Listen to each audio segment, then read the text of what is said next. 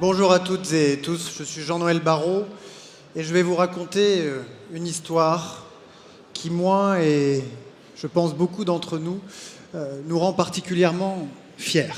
Il était une fois un jeune homme appelé Alain, né en 1947 à Agen, dans le Lot-et-Garonne.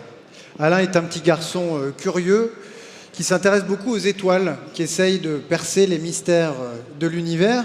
À l'école, il est très appliqué. Il attire d'ailleurs l'attention de ses professeurs et l'un d'entre eux, M. Hirsch, va lui offrir un livre de physique au travers duquel Alain va pouvoir assouvir sa curiosité scientifique naissante. À 18 ans, Alain part pour l'ENS Cachan. À 20 ans, il sort avec une licence de physique. À 21, avec un diplôme d'optique.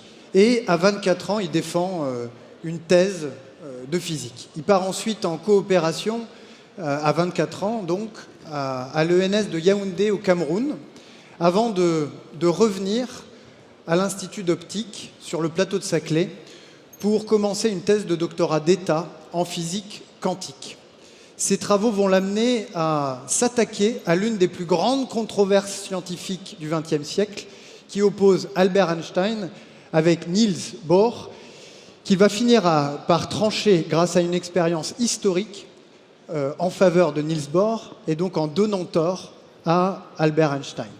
Il va poursuivre sa carrière qui va l'amener à l'école polytechnique, qui va l'amener au Collège de France, mais en gardant toujours un pied dans son alma mater, dans cette université où tout avait commencé, Paris-Saclay et l'Institut d'optique.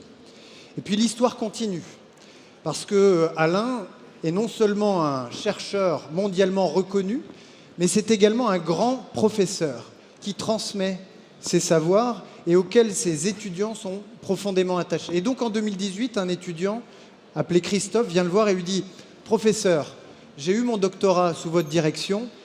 Je pense que le moment est venu de créer en France un fonds d'investissement dédié au quantique. » Et alors Christophe est un peu inquiet parce qu'en général, quand on va voir un universitaire directeur de thèse pour lui poser une question comme cela, en général, la réponse qu'on obtient, c'est « Mais enfin, tu ne vas pas quitter le laboratoire, tu ne vas pas quitter la recherche pour aller monter un fonds d'investissement. » Eh bien, Alain, au contraire, encourage Christophe à créer ce fonds d'investissement et lui dit qu'il présidera le comité scientifique de ce fonds. L'année suivante, c'est un autre étudiant, Georges Elivier, qui vient voir son professeur et qui lui dit « Professeur, je pense qu'il faudrait qu'on crée une entreprise pour fabriquer des ordinateurs quantiques issus de nos travaux de recherche. » Là aussi, il ne sait pas tout à fait ce que le professeur va lui répondre et peut-être le professeur va-t-il le décourager. Pas du tout. Le professeur lui dit « Très bonne idée, crée cette entreprise, je la cofonderai avec toi et j'investirai à son capital. » Et puis, 3 ans plus tard, l'année dernière, en 2022, Alain, ce jeune homme qui s'intéressait aux étoiles et à l'univers, qui a, par ses travaux de recherche, ouvert le champ de l'informatique quantique, obtient le prix Nobel de physique. Mesdames et messieurs, ce fonds, c'est Quantonation, le premier fonds d'investissement créé en France et dédié au quantique. Cette entreprise, créée par Georges-Olivier Raymond, c'est Pascal, l'une de nos pépites du quantique, qui a levé cette année 100 millions d'euros, sans doute l'un des plus gros tours de financement de l'histoire de l'écosystème quantique. Et cet homme, c'est Alain Aspect, prix Nobel de physique 2022, que je vous demande d'applaudir tant il fait notre fierté. Et cette histoire, mesdames et messieurs, c'est l'histoire d'une fierté nationale. C'est la fierté d'une France qui part à la conquête des nouvelles frontières. C'est la fierté d'une France qui n'a jamais cessé d'être, depuis la naissance de Blaise Pascal, il y a 400 ans, une grande nation de sciences et de mathématiques, mais qui n'avait pas réussi jusqu'à présent à transformer les découvertes scientifiques de ses laboratoires en innovation entrepreneuriale. C'est la fierté d'une France qui a démontré depuis 10 ans la création de BPI France, la création de la French Tech, qu'elle savait, qu'elle avait su devenir une nation start-up et qui est en train de démontrer qu'elle sait devenir, qu'elle est en train de devenir une nation deep tech.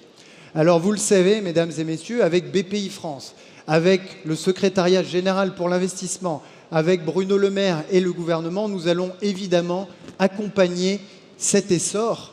C'est la volonté du président de la République qui, dès 2019, a voulu qu'un plan Deep Tech soit piloté par BPI France pour soutenir le développement de ces entreprises issues de nos laboratoires de recherche. Et nous mettons tout en œuvre pour que des entreprises comme Pascal puissent en France bénéficier de financement, puissent bénéficier d'accompagnement et puissent trouver des accès aux clients.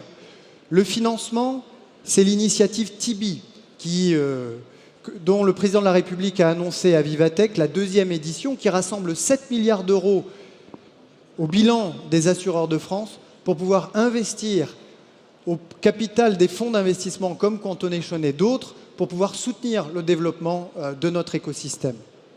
L'accompagnement, c'est le nouveau programme, lui aussi annoncé par le président de la République avant l'été, qui associe le SGPI, qui associe BPI France et la mission French Tech 2030, avec 125 entreprises suivies, dont nos pépites de la Deep Tech quantique. Je pense à Pascal évidemment, mais également Candela, Alice et Bob ou encore C12.